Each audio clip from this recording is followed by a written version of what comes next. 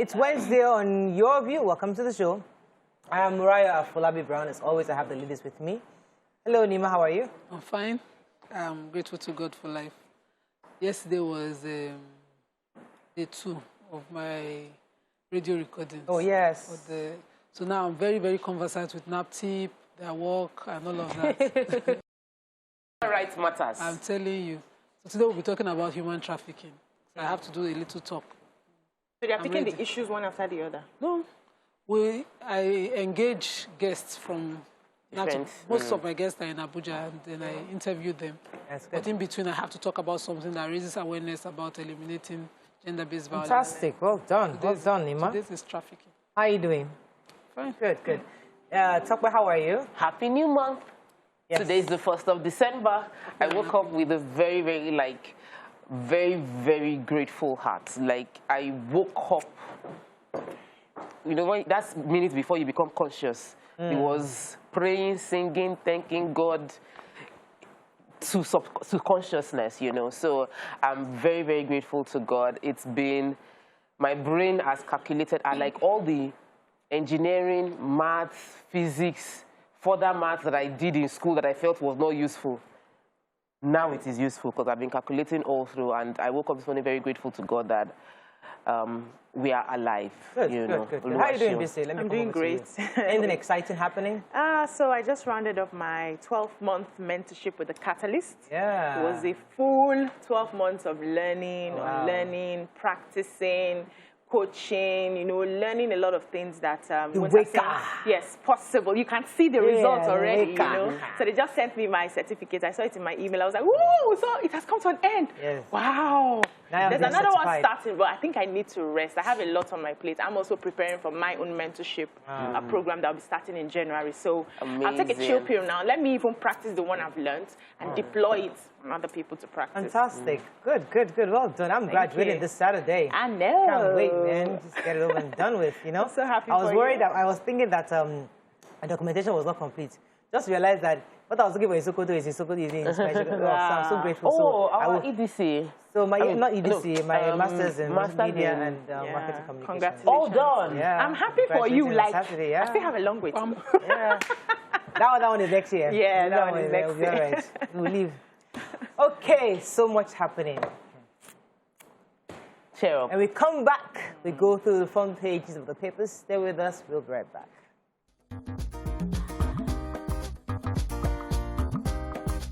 Stay tuned. Your View will be right back. All right. We're going to start with the nation. White paper, no arbitrary killings at Lekki toll gate. ICPC 257 duplicated projects found in 2021 budget. Abiodun presents 350.74 billion naira budget for restoration. Africa Development Bank cautions federal government against tax increase. Envoy launches United Airlines flight to Lagos. And INEC alleges plots by politicians to undermine BVAS application. And I think picture here of Niger Delta Secondary School in Calabar and Cross River State pupils with the e-learning tablets and bags distributed by the interim Niger Delta Development Commission. Okay, let's start with MTN Nigeria. Oh, yeah. Yes. Oh, MTN begins sale of the 575 shares today. Fantastic. So MTN Nigeria Communications PLC, that's the Nigerian version, has started to sell their shares. They said they are beginning the sale of the shares today, 575 million shares in MTN Nigeria by MTN Group, and they're selling to retail investors to broaden their shareholding base of the telecoms company. According to the chief executive officer, I said they are not selling the shares because they want to raise funds. It's not about the money. It's because they want Nigerians to be a part of this. They want a lot of investors coming from Nigeria. So far, so good. Nigeria has been like their largest market in Africa, and they want Nigerians to be a part of this. So it's starting 8 a.m. today, and will close at 5 p.m. December 14th, 2021. And the price is 169 naira per share. And the minimum subscription for the shares is 20 shares, which you can, after that, you can also get another 20 shares. There's an incentive that they are giving. So if you get 20 shares, you get 1 share free. And they are hoping that that will not extend more than 250 shares for people who are buying 2020. So this is a welcome development. Nigerians who are interested can go ahead and buy shares. And we have another welcome development from the chairman of the ICPC, who was speaking at the Third National Summit on diminishing corruption in public sector in Abuja, where he disclosed that 257 projects were duplicated in the 2021 budget to the tune of 20 billion in this country. And, you know, we have ministries, anti-graft agencies countering what he has said, but the president has insisted that the agency must do something tough on corrupt civil servants who are, because, of course, behind these duplicated projects nationally. I just wonder what happened when, you know, it involved Babachir Lawal. What state is his prosecution right now, and what we're doing to set precedents of examples. All right, so I have a story from the African Development Bank. The president of the African Development Bank, Dr. Akinwumi Adesina, had cautioned the federal government to pull the brakes on taxes on citizens. According to him, that he was speaking at the annual conference at ICANN, and he was saying that Nigeria is currently not providing the basic amenities that Nigerians need, and Nigerians are the ones providing themselves, electricity, fuel, and all that. So they shouldn't be taxed over amenities that the government is not providing for them. So he was not referencing other countries around the world that in some countries they have free education all the way. They have their taxes might be high because they provide free basic amenities for the citizens. So, but I think it's a two-way street. If we ask Nigerians to pay taxes, they'll say no. But government the ones that are paying, let's not make it seem like Nigerians are not paying tax. There is a small percentage. How many of us are blue-collar jobs? How many people, there's a real informal sector that the taxes that they're paying are not going to the coffers of the government. Whose responsibility is it to capture those informals? Is it so the informal is of course not, but the informal sector must be captured. And how do you capture it? Corruption. They are paying, but it's getting into the corrupt hands. It's not getting into the government's coffers. So it's a whole different kind of world. Let me take another corruption-ish story. So INEC is crying out that politicians are trying to undermine BVAS. BVAS is the bimodal voters accreditation system. And that they are trying to hack the system over and over again, that every effort, that the reason our election is expensive is because we keep trying to find a way to subvert the corrupt politicians trying to cripple the system, and that it is just not fair. They hacked the system in 2015, they hacked in 2019, and that he knows that they will also try and hack again in 2023, that they complicate the process, use elites to fight processes that will make our election transparent, and that we're not even getting to prosecute as many as possible. It seems like a bit of lamentation, but the good news is one person has been convicted of these issues, and they say more will get arraigned, but we need to all understand that the electoral process is for our own good, and we mustn't be found undermining the process. I've been saying this thing, you know, this death by firing squad, we need to bring it back to us. We need to just... This is the 21st century. We need to remove some people. There's some bad eggs amongst us that really needs to be eliminated, totally. Moving on to the punch, because Nigeria will not move forward. Compulsory vaccination. Workers demand March deadline. Strong centers. FG insists on December 1. NDLA destroys 15 billion naira worth of drugs and arrests 10,355 traffickers. Akeredolu orders Ondo nightclubs closure. Alleges Zamfara boys peddling drugs and hawking sex. 40 festival-bound passengers drawn as overloaded canoe boats capsizes. Lagos rejects panel's casualty figure, says 1 killed in Lekki. 300,000 children newly infected with HIV in 2020, says UNICEF.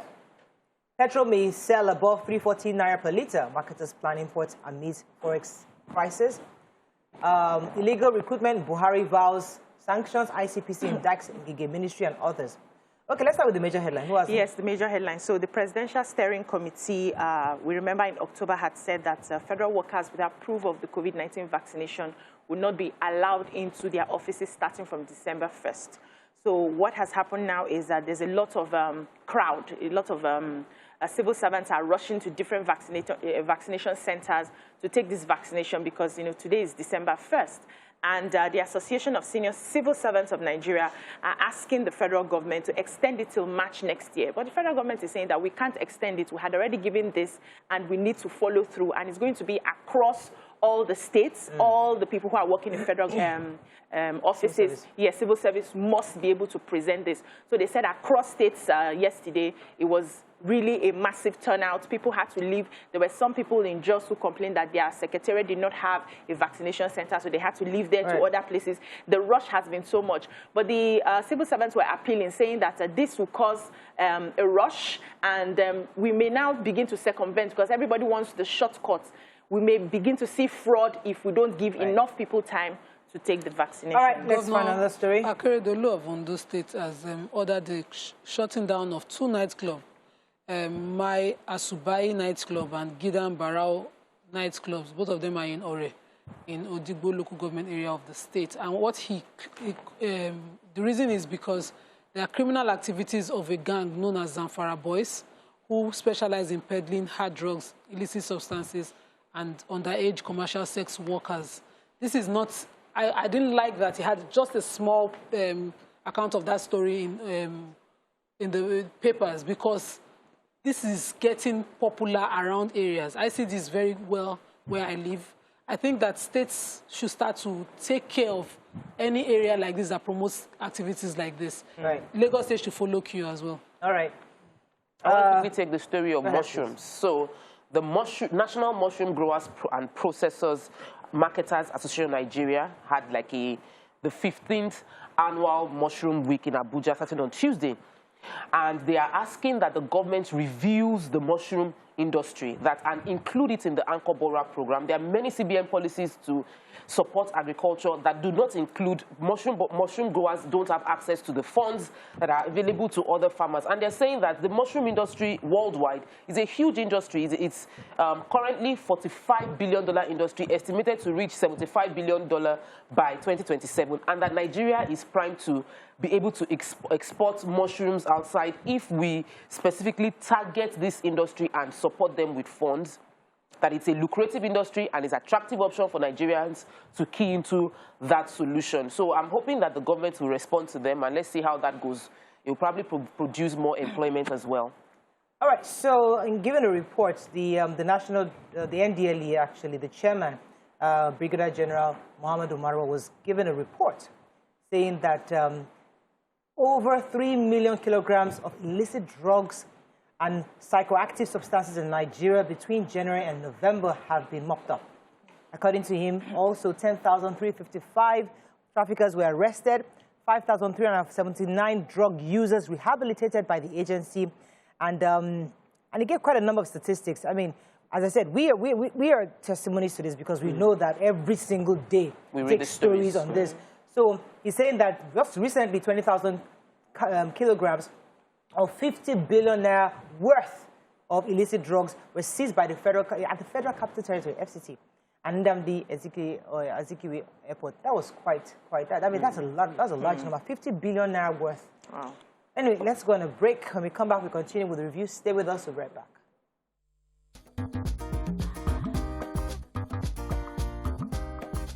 Stay tuned. Your View will be right back.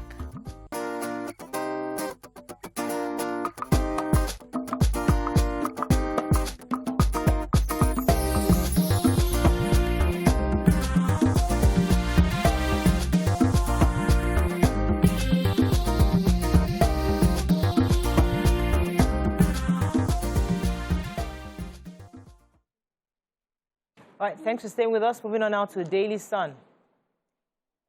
ICPC uncovers 257 phony projects worth 20 billion naira. Soldiers, gunmen in shootout over sit-at-home in Imo.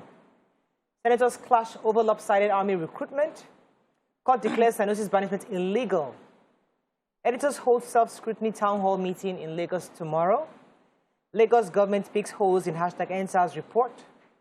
Ogun shuts 12 schools over insecurity, and communities frustrating housing projects, says Enugu government. Okay, major headline, ICPC. We took it already. I wanted to take the emir of Kano's. Oh, yes, Sanusi Lamido Sanusi. So, of course, as lawyers expected, it was declared that What do you know as lawyers expected? Yes, banishment in 2021. Who does that? So the Federal High Court in Abuja declared it illegal, unconstitutional, and an abuse of his fundamental human rights to freedom of movement, personal liberty, and they granted him a 10 million naira reward from the... compensation? Yes, compensation on the Kano State government, and they also asked that an apology is published in 2 national dailies for him. I think that's the way to go. And they also declared that law, the Kano State Emirate law that allows the governor to banish an emir or anyone as... Null and void? Null and void. Oh, for real? Or conflicting with the Constitution. But it doesn't tell us that they can bring him back. It doesn't say that. No, he's not trying to come back. Okay. This just declare it. And that he should be allowed to choose where he wants to stay. And he can choose to visit his ancestral home in Kano. Nobody can stop him. So government and the military were said to have engaged in a very serious gun duel yesterday in Ngbidi and Akata in Oru West local government area of Imo State yesterday. This started as early as 6 a.m. and said he started when hoodlums were trying to allegedly enforce the sit-at-home. They were blocking roads, driving people inside, ordering shops to close down when the military came in, and it was a serious gun duel. So as at the time of this report, we've not been told whether there was any incident of anybody losing their lives. But IPOP has said so far that they had stopped the sit-at-home, saying that it's not going to be paying the Southeast, especially now that the Yuletide season, they are business entrepreneurs and they need to make money at this season. Ohanes Zendibo has also said the same thing, that there is no need for any sit-at-home. They are all going to be praying for Nnamdi Kanu to be released. So I do not understand these hoodlums who are now coming to forcefully enforce the sit-at-home, and nobody's saying anything about them. I think they all need to fish them out since they are not in agreement with the sit-at-home. So the Senate. So there was a bit of drama that happened in the Senate yesterday. The committee was the committee that oversees the army was interviewing the commander on trainings and doctrine command of the Nigerian Army, Major General S. Olabanji. While the interview was going on, it was supposed to be about trainings and all upgrades within the army. A senator raised the question, asking that the recruitment that took place in the army recently was lopsided. And the chairman of the committee, Abba Moro, ruled against that. I think what they call it a call of out of order. Yes, he said it was out of order. And the question was that this is not a meeting for that. Our conversation here is about training, not about recruitment. Another member of the committee raised the issue again. Babanira Mingipi also raised the issue that this army is recruiting is lopsided. We're not saying that, but we should address the issue. Moro ruled against it again. The two of them now walked out of the session. Yes, they walked out of the chambers and addressed the press and say that we should have a right to ask any question. The person who even questioned, he did not complain. The committee chairman is the one saying we cannot ask questions. We have a right. Our representative have a right to know if the army is recruiting and the recruitment is lopsided. But they did not ask. Let me move on to another story from the Nigerian Guild of Editors. They're having a town hall meeting, which I thought was interesting because the theme is agenda setting for sustainable democratic culture, and I think that's pretty profound at this time because the media have a role to play in our evolving democracy, and they hope that the town hall meeting would provide a platform for media stakeholders to undertake self-introspection and also begin a conversation on the framework for media regulation. So we know how the media was very instrumental in practically dividing the United States of America. You know how the CNN took one angle, what's the other one? Fox News took another angle, CNBC took an angle. So these are, the media practically drove, and even the Twitters, the social media, it kind of was instrumental into the division we see in the United States today. So we don't have a fallout of that. We need to ensure that the media is properly regulated such that the people, the fourth realm, is still neutral at the same time hearing the voice of the people and then convey the message of the government. Let me quickly take the story of schools shut down. So I know that it was last week that we took the story of an attack that took place in Ogun State where 2 schools fighting led to the injury of the DPO and many others. Well, 12 schools have now been shut down. pre the vacation date of 10th of December, 12 schools have been shut down by the Commissioner for Education, Science and Technology, Abayomi Aribolu, and he said the reason they shut down this 12 secondary school is to avoid having such clash, because these schools, there are a lot of issues going on within the school. Students are fighting each other. So reduce interactions from the schools to one another and ensure that there's peaceful resolution of the issues on ground before. I actually pray that the commissioner digs deep into what is causing these issues between these schools, because we can't avoid them resuming next year. They will resume, and we don't want them fighting each other again. Okay. The Nigerian Tribune, Lagos government's white paper picks holes in SARS panel report. Oyetola gets Outstanding Leader Governance Award. Unruly behavior, gun, Ogun shuts 12 public secondary schools. Pegasus chides FG over alarming cooking gas price, demands VAT removal on LPG importation. Nigeria's population projection scary, says federal government. Court declares Sanusi's banishment illegal. Orders the Kano government to pay him 10 million naira. Jailbreak Senate wants special prisons for high-profile criminals. Okay, which story are we taking? Pengasan. So Pengasan, Petroleum and Natural Gas Senior Staff Association of Nigeria, the workers in that industry, have lampooned the federal government for the continuous rise in the cost of cooking gas, and also suggested, they said, urgently abolish VAT on liquefied petroleum gas so that cushions the effect of the continuous increase in the price.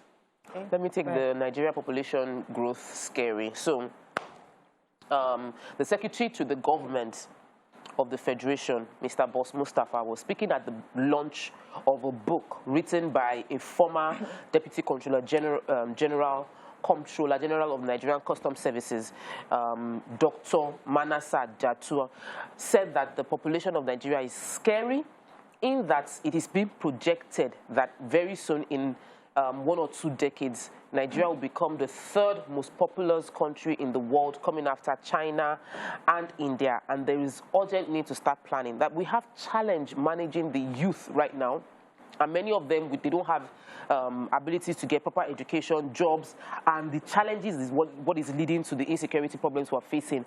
Now, with the population growth that is being speculated to happen in Nigeria, the situation will become worse if we don't plan ahead adequately for them. Well, the good thing is the person saying this is in government, so we're hoping that he can talk to the right people in power to ensure that we avoid a more worrisome situation, because we're worried right now with the number of youth we have unemployed, and if we continue to grow, it will get worse. So the governor of Osun State got a recognition as Outstanding Leader in Governance by DA Communications. Wow. This is commendable. Well done, Good. sir. Final paper this morning is Vanguard. White paper, Lagos State government overrules SARS panel report. Omicron infects oil. Bonny Light falls to $73 from $85 per barrel. 60% of overhead expenditure on travel stationery in 3 years not sustainable, says SGF. Fury over Oji Kalu's visit to Kanu in DSS custody, where growing NIJ to become efficient finishing school in mass communities Oshoba. Illegal sale of seized assets. Malami denies involvement. Okay's probe. Save Nigerians from hunger and insecurity. Agbekoya tells Buhari. Okay, which story? Yeah, so Secretary to the Government of the Federation, SGF, Boss Mustafa, yesterday said that at a summit that the federal government spent about 60% of its overhead expenditure on travels, maintenance, welfare, and stationery in 3 years. And that the federal government will no longer tolerate situations where the country's resources are not used efficiently and spent on frivolities, fake projects and meaningless capital projects. They are not going to take that anymore. And so at that summit, he commended the work of some of the anti-corruption agencies, that they are doing enough and they are working hand in hand with the government to reduce the cost of governance. However, he did not tell us how this cost of governance is going to take effect. She's been saying all the right things, is in power. That's all we can take on Front Page Review. We didn't touch the white paper story because it's our hot topic later. But first, when we come back, move on to our guests who will be joining us on Leadership Summit. Stay with us. We'll be right back.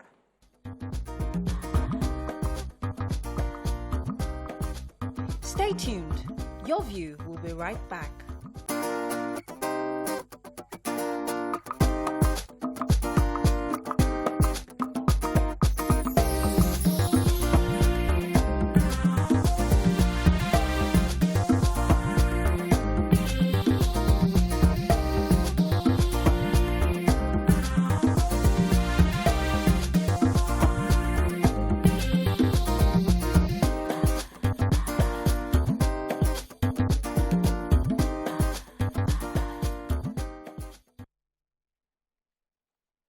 Thanks for staying with us. So still on the report of the NSAS shooting of October 20th, 2022, Lagos State Governor Babajide Sanwo-Olu says the government will release its white paper, which it has done yesterday.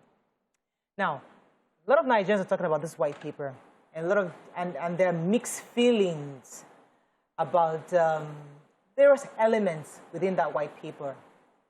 One of which, the one that most stood out, was the governor's invite to selected people, amongst others, to come and join him on the peace walk.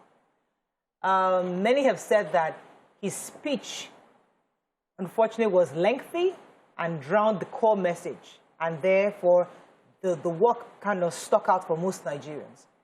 But what are your thoughts on the next, this white paper, first of all? What are your thoughts on these people who are invited and the fact that most of them have declined and the governor will walk alone? And what are your thoughts on the healing the governor is asking for the land? Please call us on the numbers on your screen, 081-270-53687, 091-390-7694. You can like to also join us on Facebook and on YouTube. We're happy to read your messages. Joining us right now is our social commentator. Thank you very much for Mr. Akwadokun. Thank you for joining us. Mr. Akunjimi, I do apologize. Welcome to the show, Mr. Akunjimi. Thank you for having me. It's a pleasure to have you on the show this morning. Thank you for having me. So, yesterday, I went to bed just thinking, like, okay, how do we approach this conversation? Because I had said it before on this show that the intention of the governor was clear in the sense that he wanted peace. He wanted calmness because we saw the tension that happened last year. And obviously, he asked for help. Now, unfortunately, the report came out and says there was a massacre. But the governor is saying, no, there wasn't a massacre. 9 people weren't killed. The report is saying only 1 person died, and it's not verified. That was as a result of the gunshots. But one thing that neither the report or the white paper have told us is who did they shoot? First of all, did they shoot, and who gave the order for the shooting? So if you say they did not kill, no problem. But did they shoot? And if they shot, who gave the order? I mean, that's Nigerians want to that person that says, please, when you get there, we'll shoot them. That person is the issue many Nigerians seem to be having. And how come neither the white paper or the report outlined this person? Okay, thank you very much. I think I will start by referring us all to a quote in the Bible, that righteousness exalts a nation. Sin is a reproach to any people. And why do I say this? In approaching any issue, I think it is important for us to have an open mind. If you look at the panels, the so-called leaked reports, which we have now come to understand as the authentic reports, it said massacre in context. I was an observer. I'm coming here today to give my own account of the story, that I was a physical observer at the panel all through. As a young man, while growing up, I became very much interested in political affairs at a very young age.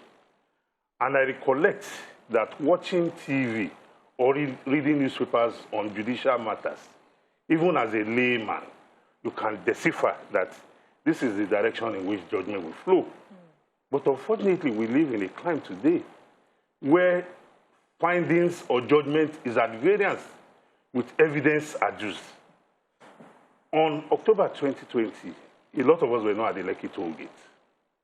But I was at the Lekki panel from October 2020 to October 18 or 19, 2021. And I can tell you for free, not one shred of evidence was produced to corroborate that the military shot at protesters. Experts were summoned. We had the military who came through Major General Ibrahim Taiwo. We had Professor Bafunwa, a forensic pathologist, a renowned, accomplished academician, and forensic pathologist. And he came, he said, look, I stay in my laboratory, I stay in my lab. The idols scavenge for bodies. I'm using his words. Bodies were brought from various parts of the states based on the Chief Coroner of Lagos directive that they should conduct autopsy on bodies.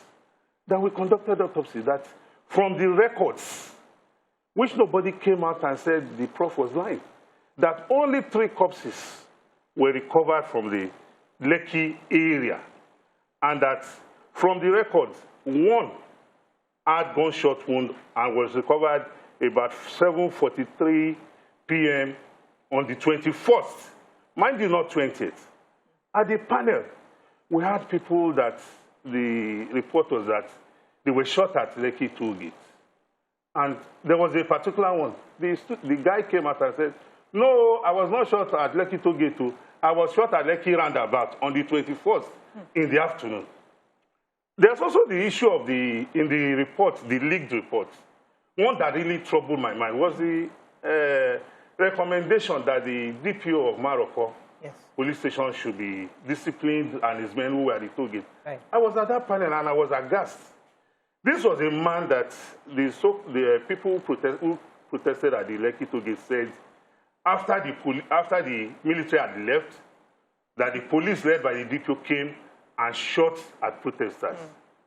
And when the petitioners were questioned if they had a video or photographic evidence of the DPO, mind you, they said the DPO wore white jalabia. I hope we all know what white jalabia is. Yes.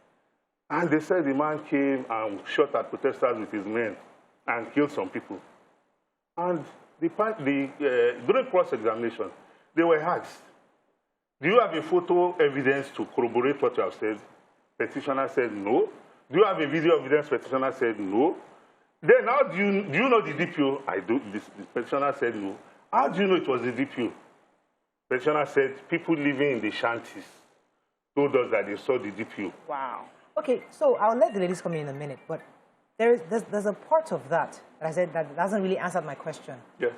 Because we saw CNN footages that shots were fired. In the air. So we saw shots fired. In the air. Now, please correct that. Okay, so if shots were fired in the air, is it appropriate to shoot at all at peaceful protesters? Well, like I told you earlier on, I was at the panel. And one of the revelations that came out of the panel was that there was a communication gap between the time for the commencement of the curfew. Don't forget, the curfew was supposed to commence at 4 p.m. And it was later shifted to 9 p.m. due to public outcry that people will not get home. They'll be stuck on the road.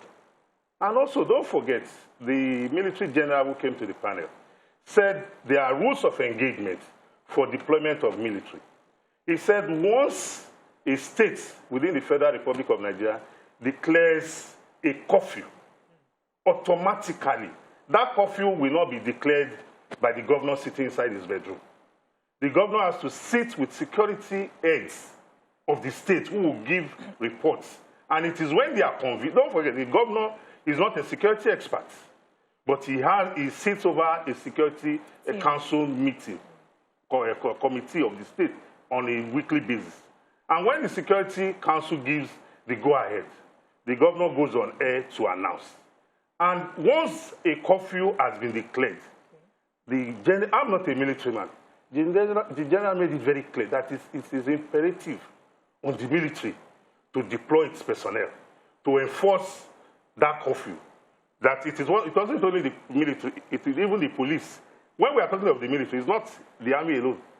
The military is comprised of the Navy, Air Force, other security agencies as well. And in the deployment, they were deployed all over the state, of which we saw video footages. They were not deployed specifically. When they got to Lekki toll gate, or before Lekki toll gate.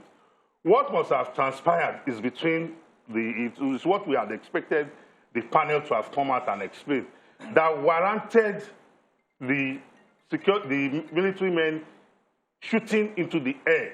Because I watched several videos, and I also recollect that the BBC correspondent who asserted that she was on ground affirmed that she saw the military shooting into the air. Any other person that said the military shot at protesters, those evidences were not corroborated. Even the forensic expert said, if the military shot at protesters, even the environment of the toll gate will be riddled with bullets. And in conducting their investigation, they said they couldn't find any bullet penetrating holes. All right, let me let the ladies come in. Come and talk.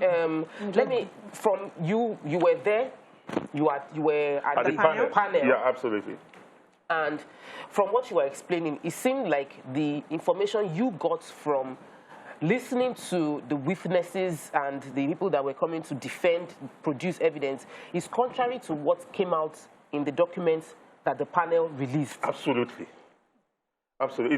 It was at variance.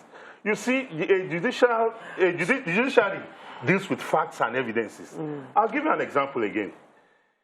If we had done the needful, the university, don't forget, I hope we can all recollect the ALU4. Yeah. Yes. Where somebody was owing a student and 3 of his contemporaries went with him to retrieve his debt. And when the debtor could not give him his money, he seized the debtor's laptop. And lo and behold, the man shouted, "Thief, thief." And people without asking questions descended on him. I'll give you an example. There's this Nathaniel Solomon. Solomon came to the panel and said, Solomon said he's a car washer, that his junior brother is an Okada rider, that due to the lockdown, during the protests, that his brother was going to the panel every day. That about 9 p.m. on the 20th, that he was called, that his brother had been killed, that 2 of those that went with him came back to meet him there and told him that his brother had been killed at the toll gate. And under cross-examination, he produced a photograph of the corpse of his brother lying in a pool of blood. The counsel, on the other side, asked him, when you depose an affidavit about the death of your brother, that was the case still fresh? He said, yes, very fresh. He said, but in your affidavit, you didn't disclose that you have a picture of your brother's corpse. The guy couldn't answer. The next thing he asked him, he said, this picture where your brother is lying down, is it the spot where you met his corpse? He said, yes. He said, the counsel now asked him that, where is this location? He said, the Lekki toll booth. And the counsel now said, do you know how the Lekki toll booth environment is? That the whole place is concrete, is a concrete floor. He said, but this body is lying in a pool of grass. He's lying inside within grasses. The next thing the guy said, no, we found his body behind in the shanties behind the Oriental Hotel. The next time they asked him that, they tried to establish that he changed the story. But the truth of the matter is that at the end of the day, he was asked that, do you have medical reports? He said no. Do you have autopsy on the cause of death? So for this victim, whom the panel in that report said should be compensated, is the only one who is aware that his brother is dead by voice of mouth. Nothing to tender before the panel that this is the medical report confirming that my brother died of gunshot. All right. Whether that picture is even that of the brother is another thing entirely which you ask. Let me go on a break. Come back. Stay with us, Brett.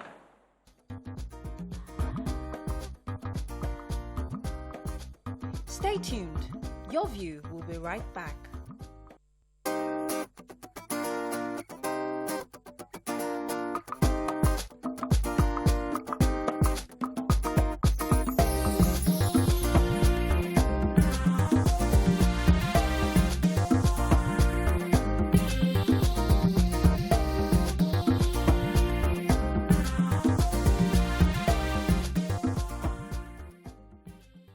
Thanks for staying with us. We're still discussing this white paper report you got from the governor of Lagos State yesterday. Before the break, BC had a question. Go ahead, please. Yes, sir. So we had experts come here and explain to us while we're awaiting this white paper. And what I understood was that the white paper is going to come as a template to drive the recommendations, to implement the recommendations of the panel's report. But now we have a white paper that is not in alliance with what the panel's report is talking. How do does the white paper have this jurisdiction to reject or accept the report? Absolutely. That's what the law says, that the white paper has the authority to either accept or reject. But looking at the report, about 11 of the recommendations were accepted. 6 were accepted with modifications. Don't forget, the panel recommended the disciplinary actions against policemen. And you and I know that no state in Nigeria controls any arm of the security agencies. The security agencies are under the purview of the federal government. Don't also forget that even in disciplining security officers, there are procedures. You could recollect the case of the DCP who was alleged to have been indicted in the U.S. At that rank, the only authority that can discipline such an officer is the Police Service Commission. Even the IG cannot. It doesn't have the powers under the law. And that was why you saw that the IG wrote to the PSC, and the officer was placed on suspension by the PSC. That means the police even is following the rule of law. Right.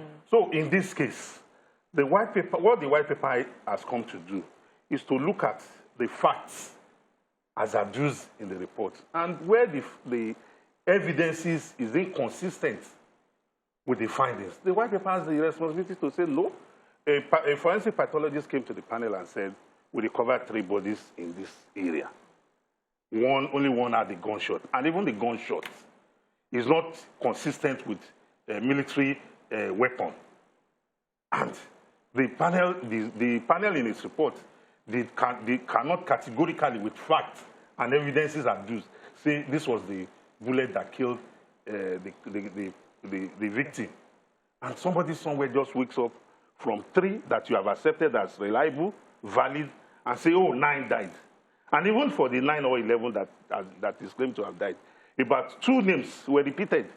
Okay, let me let Dima come in here. So it seems from what you're saying that the panel did do a thorough job. Now, this panel, did they confirm that people were wounded? Because pictures at the time, live videos that was, shown at the time of the shooting, people went live. People were being injured, people were seen scampering and running. So even if the panel did not confirm dead people, did they confirm injured people? And how? And can they identify those people? That's the first question. The second question is that during this panel, did nobody at all, I want you to confirm or affirm or disagree, show up to say, this is my family member who was involved, who was at that protest, who is missing, whose bodies we've not found, and compelled that the bodies be presented? Okay, one, the videos were shown that where we saw, even at the panel, the CCTV footages from the Lekki Concession Company, LCC, was aired to the whole world, and the footages from the medical history, we couldn't identify people being injured or people falling down, but we saw people scampering. But from the medical reports from hospitals around there, people visited those medical facilities and they sustained various degrees of injury, bruises, trauma, and what have you. And from the medical reports, the case notes submitted by those hospitals came out to the panel and said all the people that visited our facilities were treated and discharged. No hospital within that vicinity claimed to have treated anybody who sustained gunshots and died. But let me go on this report, because I'm going back to what you said. Yeah. The report did say that LCCI destroyed the CCTVs. So which CCTV are you referring to? Because based on the report, they say they said that LCCI was liable for destroying the evidences. That's one. Could you confirm? Sorry, which CCTV you're talking about? Let me quickly respond to that. That is part of the inconsistencies of the report that we quarreled with, that we found fault with. A CCTV footage that you watched, and even at the hearing, the SARS Council alleged that those CCTV footages were doctored. They never said they were destroyed. So there's no story about destruction of CCTV footages. But when the forensic experts that the panel itself, enlisted to come and verify those footages and carry out forensic analysis of the scene, came out and said the CCTV footages from their own analysis were never tampered with, that those pictures were very correct. Because the council itemized some portions of the CCTV footages, which they alleged might have been doctored. But the experts that the panel, empowered to do the job, came out and said, no, these CCTV footages were intact. They are solid evidence. And don't also forget that the SARS protesters, during the course of the proceedings, the panel also told them, go and get your own experts to go and verify these facts that you are alleging. And after about 4 or 5 adjournments, they came back and said, my lord, we don't have the funds, to do that. And the panel in its wisdom, in order to unearth the fact, the panel in its wisdom now engaged the services of a forensic pathologist or experts, who now came out and said, we surveyed the area. One of the facts that came out was that from the time we were engaged and when the incident happened, a lot of things could have happened because the scene of the incident was not closed down to allow us arrive and come and do forensic analysis. Okay, let me go on a break because when we come back, I want us to move the conversation to the government's response. How the governor's speech and his call for a walk. What is he trying to achieve with that? Let's go on a quick break. We'll be right back.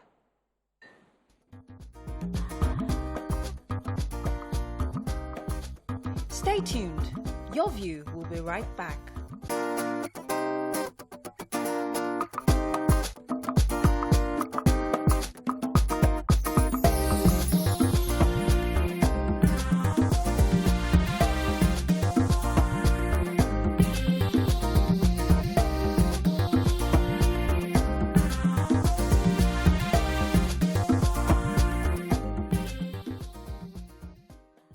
Thanks for staying with us. So we're on the final lap of this conversation, and I want to go to the governor because you can see he's trying so hard to reconcile, to heal, to lead this healing. But obviously, he's still hitting a brick wall. How could he have conveyed this message properly? How could the white paper have truly bring healing? Because I hear you, but the people are saying, Oga, walk by yourself. Because until we get justice, there's no justice without it. There's no healing without justice. There's no healing without justice. So what could the governor have done at this point? What could he do to bring real healing to this place? Well, I think, like I stated earlier on, it is for us all to be focused and determined that we'll stand by the truth. As a good governance advocate, I believe in the rule of law. And I always say the truth wherever I am, even if I'm the only man standing. That's what Leadership Ganifahimi taught us. We have been called names. We have been abused. Our families have been called for the simple crime of asking questions. How the governor is going to heal the wounds of those who want to hold on to a position that cannot be buttressed with facts and evidence, I don't know. Maybe we need psychologists or spiritualists to come and do that. Mm-hmm. But for me, I have been focused with on the truth of the matter from day one. I've been asking questions. What differentiates us as human beings from animals is the intellect. That look, when anything occurs, that's where we are today. I drove my car to this place. It was because people were, in those days they tell us our fathers were moved by donkeys or on foot. It's by inventions, by asking questions. So scientists can only make progress when people ask questions. And in this case, if the white paper has come out and has said, if you have identified that, you have listed names of people that you claimed were killed, there are no photographs, there are no evidences to corroborate. Don't forget, names like two names on that list were repeated. Somebody that didn't even make a case before the panel was awarded compensation. How do you reconcile that? There was a name like Paula, Jide, Wisdom, who bears only one name. I remember, for example, a beverage company did a raffle draw, and somebody bearing Nelson Ekujumi was announced as the winner of 100,000 naira. A lot of people were congratulating me. I said, I'm not the one who. My own Nelson Ekujumi that Nelson Ekujumi is also a member of, because the name Nelson Ekujumi, I don't have a copyright to it. Anybody can bear Nelson Ekujumi within my extended family. Right. And at the end of the day, it was the publication of that person's Nelson Ekujumi with the phone number that made people to allow me rest, because they were like, we must collect our own share from this month. You not take it. Okay, we have to wrap up. Let's have some final questions. Honestly, personally, I've been very, very confused by it. It's an emotional situation for us on this show. But when you say that the only way to get justice is, the only way to resolve is if we get justice, if there is a sense of justice to it, what do you think, based on your own experience? You've disagreed blatantly with the recommendations of the judiciary panel. You have said that you were there. What would you say would be the appropriate recommendation that can bring closure to what happened on the 20th of October? The appropriate recommendation that can bring closure is the truth that the white paper has identified, that the forensic or the expert's opinion is in contradiction with the so-called findings. How can you say somebody is missing and presumed dead? The panel was not set up to go and presume. The panel was set up to go and find out facts. How can somebody say my person has died? You cannot produce the corpse. There's no evidence of the corpse. You cannot produce police reports. There's no medical report. There's no autopsy. How do we even know if the so-called people that died, that they didn't die from maybe heart attack? All right, we have to wrap up on this. Thank you very much for sharing your thoughts on this. As the governor has said, I mean, obviously, Nigerians, many of the people he called for the walk, for the peace walk, have rejected it. And, it's within their rights. Oh, yes. So, from what he has said, he truly wants us to move ahead from this. And we only hope that somehow we find closure to what has happened and indeed move forward from this. Let's go on a break. When we come back, move on to other topics. Stay with us. We'll be right back.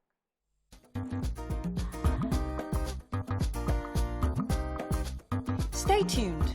Your View will be right back.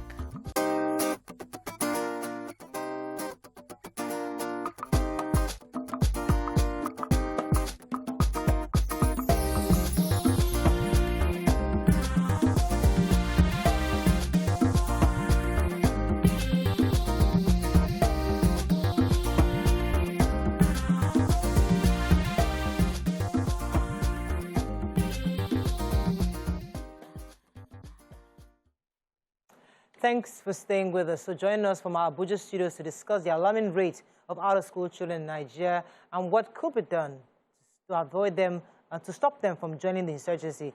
Is the founder of the 1A Foundation, United Kingdom, is Ronke Adiagbo. Welcome to the show, madam. Are you there? Yes, I am. Thanks for having me. Thanks for joining us. So, this issue of out-of-school children never leaves the conversation, because in Africa, we have millions of children that are still out of school. And recently, the former president of Nigeria, Olusegun Obasanjo, was saying that these children are at risk of joining the insurgents if we continue to leave them out of the educational circle. How do we begin to ensure we reduce the numbers of these out-of-school children in our society?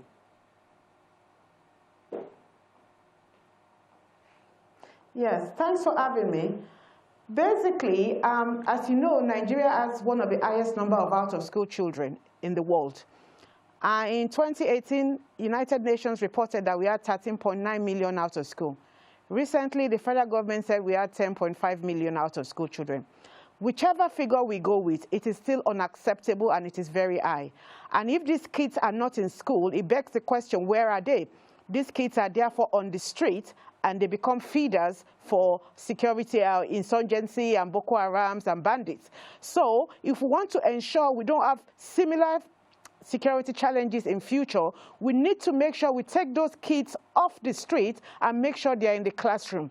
That is where they belong. They need to be learning. These are the future leaders and the future manpower of our country. We cannot afford to look away. We need to be intentional about our strategy to make sure every Nigerian child has good access to good quality education. Okay, Ma, so there are two issues I see here. The first issue is poverty, the people who are not able to put their words in school, and we see some of them hawking on the streets, begging, which I think the government is trying to do what it can to get them back to school. The main problem that we have, or the second issue for me, is those schools that are being shut because of insurgency, especially in the Northeast. Now, these people have accepted education and they're sending their children to school, and consistently children are being kidnapped, which has made a lot of them close down the schools. The schools are closed, these children are out of school. How do we begin to handle that when we are not sure if these schools open again, that this kidnapping will continue? Where does the government help from here? Okay, that's a very good question. Your first point was about poverty. The fact that you're from a poor family should not deprive you of having access to good education. Okay. As you know, primary and secondary education are free. So I don't see what the issue is. When I was growing up in Nigeria, I had free education. It didn't matter if my parents had money or not. Education was free. So I don't see why that should be a problem now. So that takes care of the issue of poverty. Now, in terms of the insecurity, that's the point we are trying to allude to here, that the government needs to show some political interest in this matter. I know the government is trying its best, but their best is not going far enough. We need to make sure our schools are properly secured, and there's a deterrent for bandits and kidnappers to kidnap these children in the school. Our schools are very vulnerable. If you look at the infrastructures of our school, especially in the north, they are nothing to write home about. You know, when bandits see schools with such weak structures, they tend to want to attack. Now, sometimes in June this year, our foundation, IA Foundation, partnered with a Nigerian security firm, Allogene, and we had a security summit, and we provide lots of solutions on how we can make sure our schools are secured. We've sent those suggestions to the federal government, and we are hoping that they will start implementing them. One of the suggestions in the summit was that we should have mega schools. We should make sure we don't have any school in ungoverned area. We've got too many schools in ungoverned area. These schools become vulnerable. We should put them all in the city center and make sure they are mega schools. So there are loads of children on the school premises, that even when the bandits come, the children will overpower them. Also, my foundation is partnering with an organization to look at security devices we could have on kids that would actually alert when someone wants to kidnap them, and the bandits will maybe run away. So we're looking at things like this to secure the children. But we want the government to partner with us. We want the government to work with us so we can collaboratively deal with the insecurities that is increasing the number of out-of-school children in Nigeria. Right. Hold on, Ma. Ma, what can you say about the Safe Schools initiative that was launched? And what is your assessment of the progress on Safe Schools initiative that was launched to protect schools, especially up north? Sorry, please, can you say that again? I didn't hear that. Safe School. What can you say? What is your personal assessment of the Safe Schools initiative? This was an initiative created to protect schools after schools were being targeted, after the Chibok girls were kidnapped and all of that. What can you say is your personal assessment of the Safe Schools initiative presently today? Yeah, it's a brilliant initiative without a doubt. And just last month, we had the Safe School Declaration conference in Abuja. But we must go beyond the rhetoric. We must go beyond the hot air. We say all these things, we provide the solutions, but when it comes to actual implementation, it's always a difficult one when it comes to implementation. So we want to see more action on the ground. We want to see all those suggestions being actually implemented to the letter. And also for the government to have a monitoring outfit within the Ministry of Education to actually go around to monitor, to make sure all these initiatives are being implemented in schools. Yeah. So it's about the political will and being intentional about securing schools.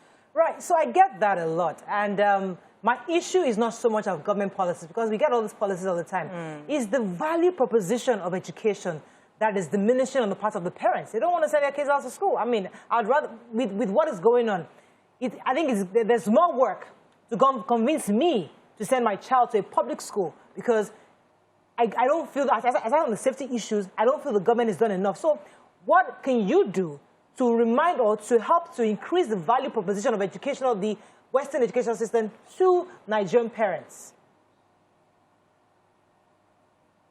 Now, it's all about education. And to be fair, I can understand why some parents hesitate to send their children to school. Because when they send their kids to school, their kids get kidnapped. And when their kids are kidnapped, the government is not really there to help them to rescue the kids. They have to sell their property to rescue their kids. Now, if you were in their shoes, you wouldn't want to send your kids to school. And thereby, the number of out-of-school children are increasing. The reason why we find ourselves in this situation is that so many years ago, we had lots of children on the streets. Nobody paid attention to them. Those kids have grown up now, and they are now the modern-day banditry. So what we are saying now is that we need to deal with this problem head-on to make sure we are not stirring up problems for ourselves in future. We need to make sure all these kids go to school so they are not the bandits in future.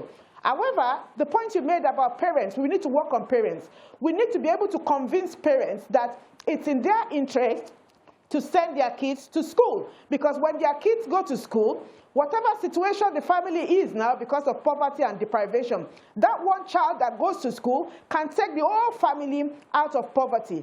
I was at the ICANN conference yesterday, and Mr. Akinwumi Adeshino was the special guest of honor.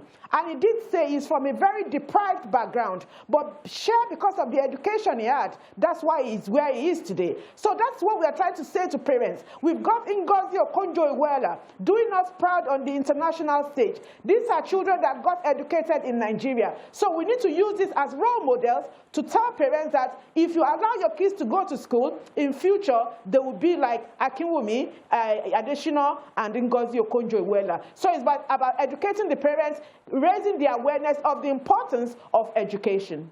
Thank you very much, madam. We appreciate your thoughts on this. This is really important for us to continue to drum the importance of education across Nigeria. That's all we can take on this segment. When we come back, move on to other segments. Stay with us. We'll be right back.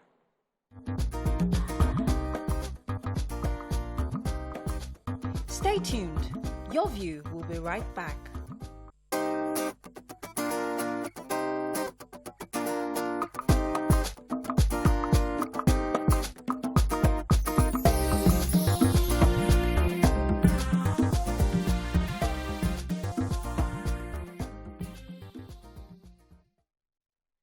Thanks for staying with us. We have our business coach, Dr. Olumide Emmanuel. He'll be discussing the financial mistakes not to be made in this Yuletide season. Welcome to the show, sir. Thank you very much. Nice to be here again. Yeah.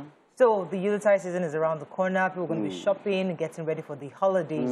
It's time to spend, you know. You save. I mean, my kids are telling me I want to buy a bicycle. I mean, I'm going to go and price a bicycle. Okay, now. And everybody's thinking about gifts and what they want to do. How do we pull the brakes a bit on the spending and manage our resources, especially because 2022 is around the corner?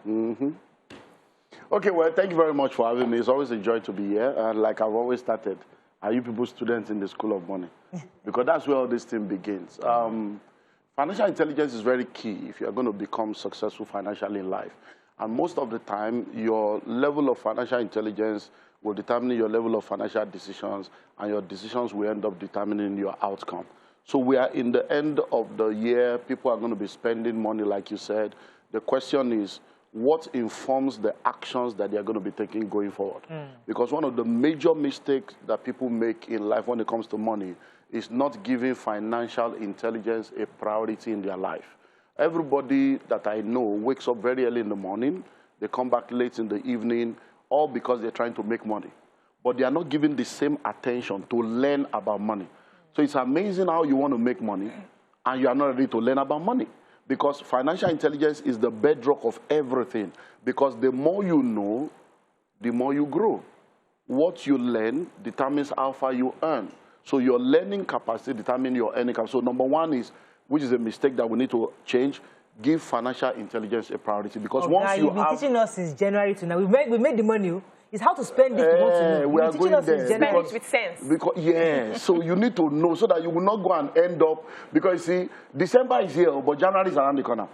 Once you enter January, because the distance between Christmas, New Year, they are all less than 5 weeks old. By the time you come out on the other side, school fees is waiting for you, house rent is waiting for you. And then January is the longest month. So people need to understand that what guides that should be financial intelligence. There's what we call the 20, 40, 60 principle. In your 20s and your 30s, your decisions are based on what do people say, how will people feel, because that's where you are. By the time you get to your 40s, you don't really care what anybody is saying, because you are now realizing that, look, it's my life, I need to make decisions that better my life. By the time you now get to your 60s, you look back and realize that nobody was saying anything in the first place. You are just the one fooling yourself. You buy shoes that you don't need, and then you are wondering. Nobody comments, and then you say, you didn't see much. They say, you buy shoe. Because people are busy with their own life, but you think you are breaking news that people are listening to. So for this period, number one, live within your means. That's the first mistake that you must not get into. Live within your means. Make sure, because once your expenditure is greater than your income, your upkeep will become your downfall. If you wear tomorrow's clothes today, you'll be naked tomorrow. If you eat tomorrow's food today, you have no food. So in those days, we come back with Christmas clothes, Christmas chicken, Christmas this. Christmas is just another date. So don't kid yourself. So number one, live within your means. What you don't have, don't enter. Don't go and borrow and kill yourself because you want to please people that are not even realizing that you are there. So number one is live within your means. And now if you have financial intelligence and you have operated based on financial intelligence, one thing that must have been part of your life is budgeting. So you must have the budget in place. So the money for December, you shouldn't be worrying about December money in December. By January, you must have been prepared, okay, this will happen. So you start setting something aside for that December. So you want to buy anything in December, you want to do any get-together, you start saving the money from January. Because if you are a salary earner, your salary will not increase in December. It's the same salary. When they give bonus. Which bonus? How many people collect bonus? There is some companies that are not even be able to pay salary, they talk bonus. How much the take home? That was because in the time of this oil and gas, some companies still pay bonus. A few companies still pay bonus. So once you get the bonus is not supposed to be wasted. Because don't forget, you work for a whole year to get bonus once. So that bonus should be a special money you put into an investment account to begin to plan on how to get a house of your own, how to prepare your children's school fees in the future. So any money that is not part of your regular income is an exceptional income that should be put into an investment account. I like because it doesn't come easy like that. Yeah, so I like the fact that you mentioned the planning and budgeting because I was going there. But you could have planned and budgeted, and probably you've been saving for a few months. I said, okay, instead of just keeping this money in the bank where I'm not really getting any meaningful interest, 3%, 2%, why don't I invest this money? Waiting for December that I want to live large and spend the money. And then you invest the money and you lose the money in that investment. How do you protect yourself from losing the money that you have made? Now we go back again to number one, because financial intelligence. Once you see, if you are not informed, you'll be deformed. If you are not inspired, you will expire. If you are not updated, you'll be outdated. What you know determines how far you go. No. Those who know determines how. Okay, but let me just. So knowledge is the key. Okay. Now, when it comes to investment, one of the mistakes that people, money mistake, is investing in what you don't understand. Another mistake that people make is following the bandwagon effect. Everybody is doing it, you enter. I'm waiting to see how many people can tell me that you sat down, you did your due diligence, and then you invested in something after all due diligence is done, and then you lost the money. The percentage will be so low. You know why? Because the second name for investment is risk. On one part is income, on the other part is risk. The higher the risk, the higher the return. So once you have understanding, if you are going into an investment, you don't put money that you are not willing to lose. That's part of the understanding of, okay, this one, investment is a risk, because risk is a key. It's not, really say something is risky. A risk is a key. No risk, no return. So when you have financial intelligence, you know that, okay, if I put this one there, well, if I lose the money, it won't destroy my destiny, it won't destroy my life. But if I make it fine, so you now minimize how much you put in there. Yes. But if you don't have that financial intelligence, greed and covetousness, you begin to spend the money you have not made. Okay, they say if I put this one, I will get ×3. Then you start planning what. So that is one. Invest in what you understand. Many people that lost money in stock market, I've never read one book on stock market. I've never gone to any seminar on stock market. I've never done any research online on stock market. Many people in crypto today and in forex, they have never done any research. Somebody just told them, I'm making money. They join. So most of the time, we have what we call, greedy investors. Fraudulent investors that just want to make money. So once you put money in an investment, you will know before you go into it, okay, this one, these are the attendant risks, and I am ready to take it. So it is called informed risk and calculated risk. That's how you go into investment, because you don't lose money, you pay school fees. Let me go back to what Mariah said earlier, because all the life not so serious like that. We can relax something. We have saved money from January to December. What are the things that you indulge? I love to indulge in family. No matter what I save, so I would enjoy it with family. And I mean plus extended my sisters and my brothers. So is there a way you love what can you enjoy what you've saved or what you love? God bless you. That's why you are working now. But you are working so that you can be able to take care of yourself and take care of your responsibility and plan your future.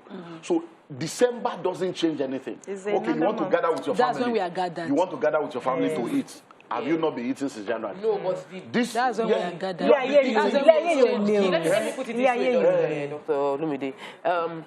During Christmas, we entertain guests. So maybe on a normal day, my budget for feeding the house is 50K.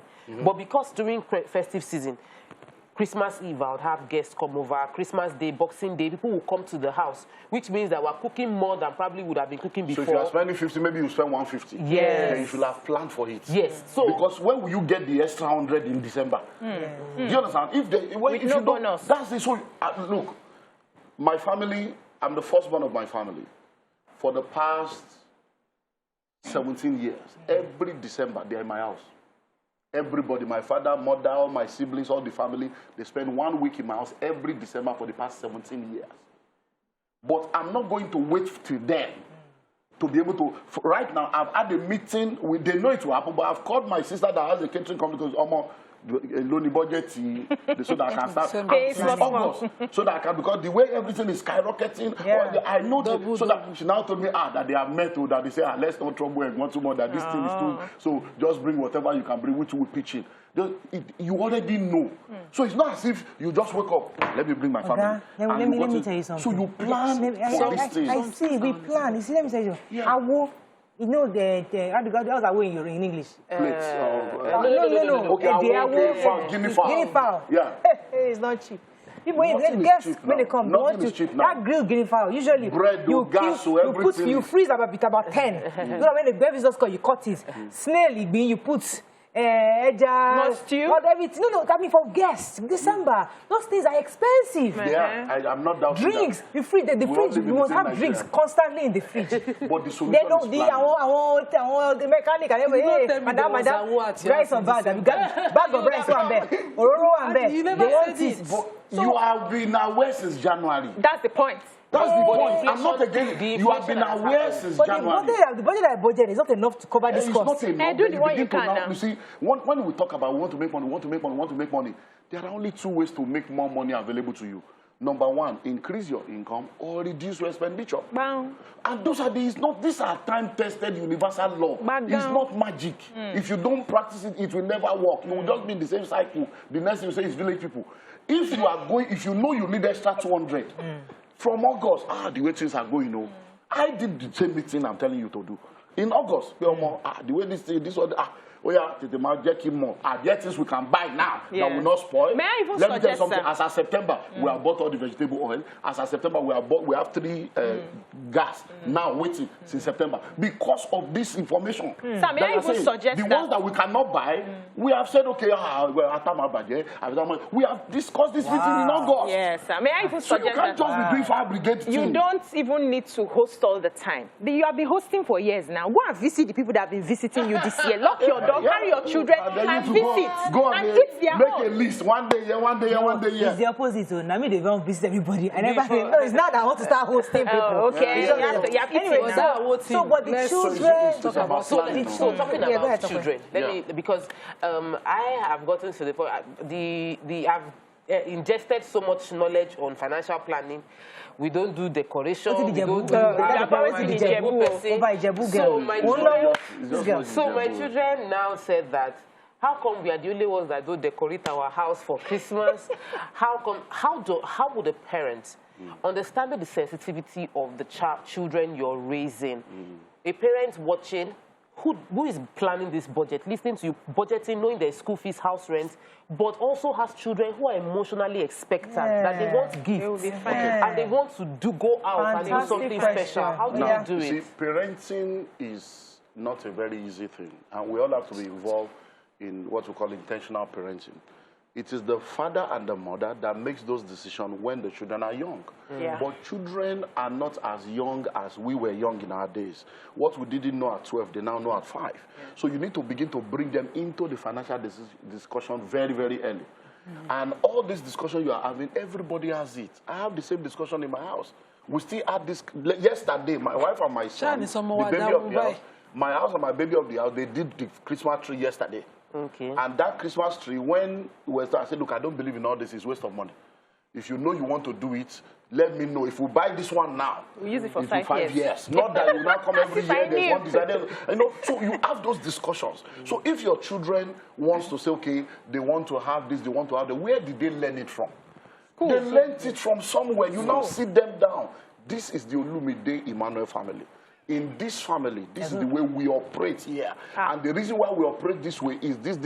Because what children need is memory, good memories. So you as parents now sit down. What are the good memories we can give to our children that can help them to be able to have a good life without feeling out of place when they meet their peers? So, for example, buying gifts for your children should not only be in December. So make it a part. For instance, in our family, once every month, we eat out. I used to do it every Sunday. Sunday, no cooking, but because of the level that now, I cannot do that now. I don't eat anyway. So once every month, we eat out. So my son is the one that determines where we are going the next. Okay, this is Kidney month, this is that. Whatever he says, we go. You are already building a memory. Brown, I hope you're it's not that. December. It's not December, you now want to do something. So when you begin to train them, these things... So let me understand what you just said now, Sam, because so you're saying that if a child is saying, all my friends they have Christmas trees in their house. And it comes to you as a planner, financial expert, knowledge. Well, I can't afford tree. Call a meeting and say, okay, every day we'll be singing Christmas songs in our house. We find the substitutes in our own culture. This is what we're going to be doing for Christmas, but we cannot do tree. Create something that is memorable for that child. That's all. That's all. Because most of the time, let me ask you a question. When you were growing up, was it the Christmas tree you remembered, or the Christmas clothes that you remembered, or how you were treated when you were young? I remembered everything. My father's birthday was December 5. My mother had so if you, because you have Christmas tree, there's no gift on that. My mother was a Muslim. My mother was a Muslim. We always had a Christmas tree. My father's birthday was December 5. By December 1, that tree must go up because she's preparing for that daddy's 5th birthday. So we know that with the tree. Muslim woman know, but that tree was standard in our house. I do tree. It only worries me because now my children, two of them, over the years, over the weeks now, this conversation is repeating itself. Buy from, no, we don't do trees. No, they see it in my neighbor's house, I will explain it. So, why buy for me? Mommy, buy that for me. You and daddy will buy this for me. I was like, where is this buy conversation coming from? I think the entitlement is starting. That, my parents will just buy it. And I know my parents, when this conversation, I hated it, but I'm not a parent too. So, am I the one giving them, or are we raising them in a way that... You have not done anything wrong. You are a parent, they are children. It is normal of children to expect of them because they didn't bring themselves to you brought them. It is now you that will educate them and sit them down to say, come, this. And once you explain, they will get it. I'll give you an example. We're traveling next week to Rwanda. When we went to Rwanda in August. When we went in August, I had my ticket, my wife's ticket was ready, my son's ticket was ready, but our passport didn't come out because the passport office had this issue. So it was only me and my son that had to go. So I bought business class for myself and my wife, economy for him. This was an 8-year-old boy. He's flying economy for the first time in his life. So I had to take him through an education. I said, hey, so this airport we are going now, you know we always sit down together. This one, we are not sitting together again. Everybody. You are now 8, so you understand this. So because, you see, the money we are using to buy this guy is my money, it's not your money. Do you understand now? It's my money, not your money. So from now, till you can afford business class by yourself, no more business class for you. Bam. Do you understand now? So we went on that journey, and I said, look, I'm going to be in front, you'll be at the back. You can still come and see me, I'll come and check on you. It was good. We went, we came back, it was okay.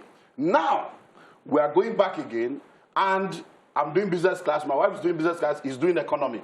But because she's not going with us, she's not asking, so he will now sit at the back, and we'll sit in front. I say, woman, whatever story you want to say, me and the boy, we have had a meeting. We are on the same level. If you don't like it, I'll join you. I'll pay and upgrade your son. Now, 2 of us born now. Yes, we like that. So and the guy doesn't have any problem. Yes, of course. If you teach children, they will do it. My children, my firstborn is 23 now, and from young, she knew. When she comes to me, I told her, I said, look, money is not that we don't have the money. But there are so many things. You will still grow. You go to let me throw so when she's asking for me, say, Dad, is it in the budget? Because she has been schooled. Now, yes. Not that we don't have the money. Don't start lying. Yeah. And because that we have the money, but it is not to be spent like that. Good. You have landed at my point. So I remember there was a Christmas in my home where we're drinking Gary and eating moi moi happily. And a friend visited. And she was shocked. You people are happily gisting with your daddy and eating moi moi and drinking Gary. Today is Christmas Day. I'm like, He says, so why are you people not getting upset with your father? I say, because I understand that he doesn't have money. When he has money, he spends. When he doesn't have money, we adjust. Life so it's normal. She was shocked for a very long time. But I want to ask you this question. In explaining to your children, do you explain the truth? Or do you tell them a lie? Because what I see some parents do is they hate the things they cannot afford. And they make these children hate it.